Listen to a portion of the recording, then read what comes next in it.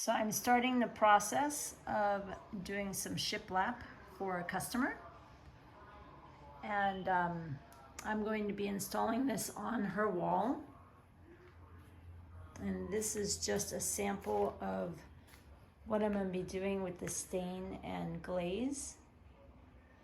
So yeah, I'll do a bit. So here we are on site. And that's what's getting installed right now. Let's go in the house and check it out.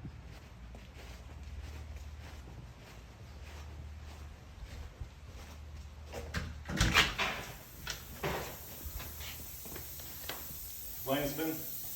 And it looks pretty awesome. Wait until it's done.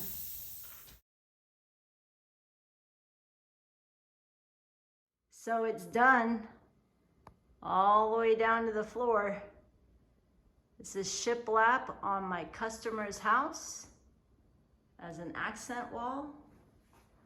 We'll see how she decorates it, but I love it.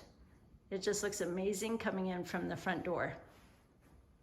So, and it's early still. It's only like 7 o'clock.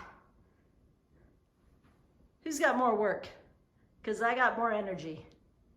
All right. Thanks a lot, guys.